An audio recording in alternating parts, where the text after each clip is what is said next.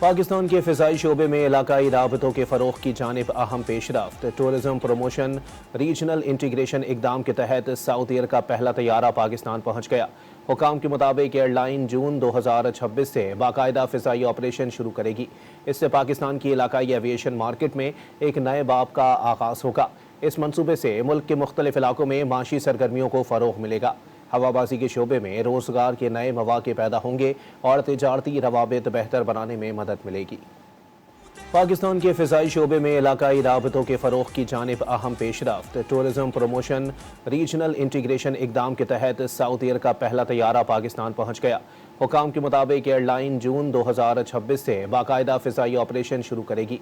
इससे पाकिस्तान की इलाकाई aviation market में एक नए बाब का आगाज़ होगा। इस मनसूबे से मुल्क के मुख्तलिफ इलाकों में माशी सरगर्मियों को फ़रोग़ मिलेगा।